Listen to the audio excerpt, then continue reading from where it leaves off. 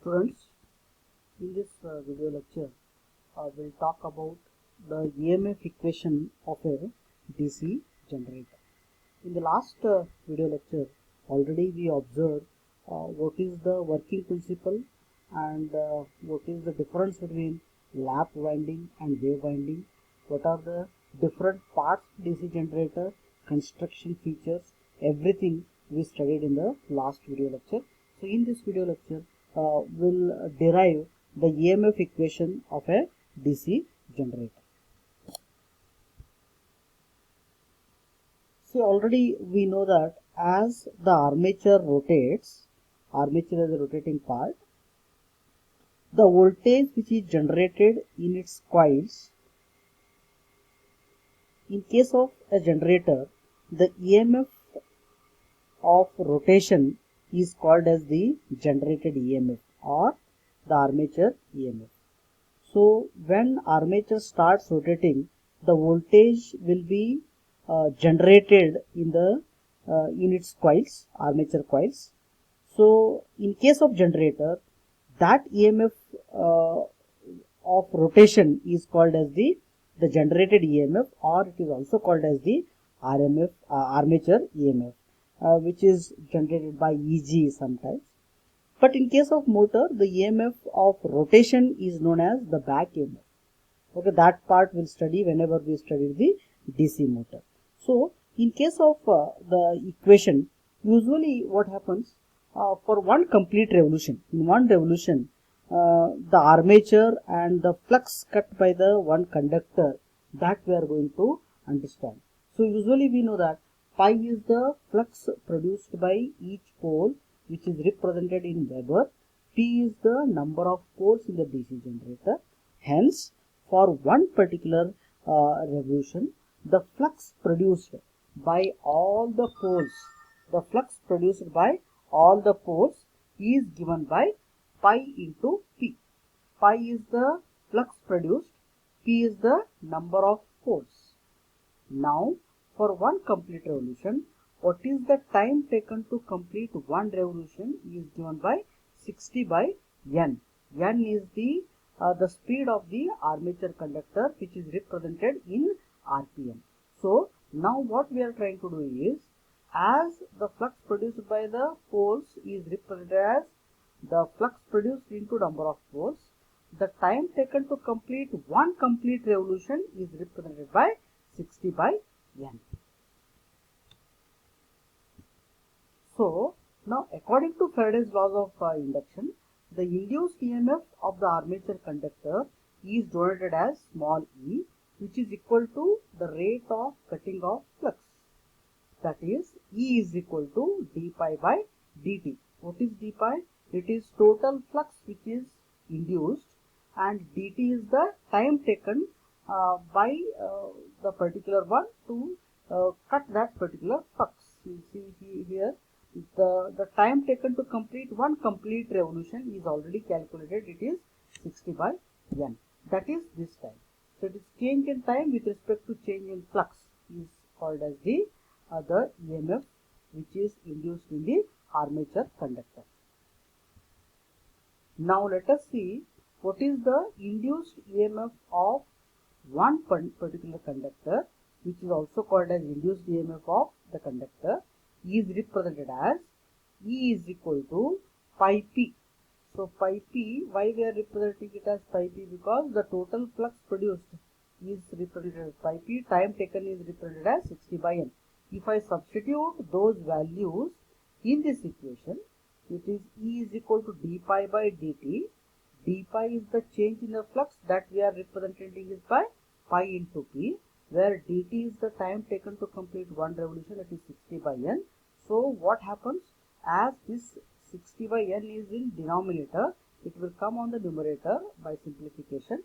So the equation of induced EMF becomes pi p into N by 60, where pi is the flux, total flux induced, p is the number of poles, N is the time taken to complete one particular revolution.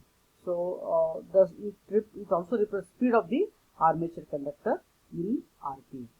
So let us consider that Z is the total number of conductor in a generator and which are arranged in such a manner that all the parallel paths are always in series. So Z is the total number of conductors, A is the number of parallel paths. So Z by A is represented as number of conductors which are connected in series. So this Z by A term is very important for our derivation. Now already we know that induced EMF in each path is same across the line. Therefore, the induced EMF of a DC generator, that is E is equal to EMF of one conductor into number of conductor connected in series. So if I multiply the Z by A into the original equation of the induced EMF, then the new equation of induced EMF of DC generator will become E is equal to pi p into n by 60. Already we have derived this equation by the d pi by dt equation, and for this we are multiplying Z by A, that is the number of conductors which are connected in series, that is represented as Z by A, that already we calculated in the previous slide. So now the induced EMF of a DC generator, it will become E is equal to pi p into n by 60 into Z by A. Now for the simple wave wound generator, the number of parallel paths equal to A, that is A is the number of parallel paths. So for wave wound generator, always A is equal to 2. So if suppose A is equal to 2, if you substitute in the EMF equation of a wave wound DC generator, then this will become, originally it was E is equal to pi p n by 60 into Z by A. So in place of A, if I substitute 2, then this equation will become pi Z Pn by 120 volts. So the induced EMF equation for wave wound DC generator is equal to E is equal to pi Zpn divided by 120 volts. For lap wound generator, here always the number of parallel paths is equal to number of conductors. So in one path, so that's why number of poles is equal to number of parallel paths in case of lap wound generator. But in case of wave wound generator, wherever A is there, you have to substitute 2, because in wave wound machine only we have the parallel paths A is equal to 2. Hence, induced EMF for a lap wound generator is given by Eg is equal to pi Zn by 60 into P by A, which is represented as in volts. EMF is represented in volts. But in case of the wave wound generator, you have to substitute A is equal to 2, then equation will become pi Zn P divided by 120 volts. So this is the generalized equation, EMF equation of a DC generator, where we can find out.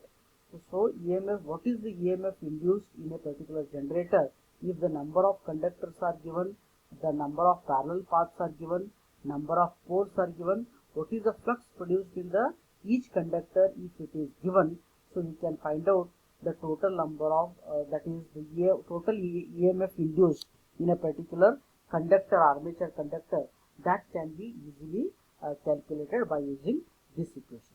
So this is the important derivation in case of DC generator. So the final equation of EMF equation of DC generator is given by Eg is equal to pi Zn P by 60A. So this is especially in case of lap wound. In case of wave wound, A is equal to 2, you substitute. Therefore, the EMF equation of a wave wound machine is equal to pi Zn P by 120 volts. So this is how we are going to calculate, or how we are going to derive the EMF equation of a DC generator. Here this formula or this equation is very important as far as examination point of view, because they may give anyone, they may not give any one parameter here. Suppose Z they will ask you by giving all other parameters. They may ask you to calculate the number of poles, okay, by giving the EMF induced. So like that, If you remember this particular equation, you can find out the unknown parameter very easily. But only one point is very important, is you have to remember that in case of wave wound machine, number of parallel paths A is equal to 2, but in case of lap wound machine, number of parallel paths are equal to number of poles, P is equal to A. If you remember that, you can find out any of the missing variable in the EMF equation. So this is Eg is equal to 5 ZnP by 60A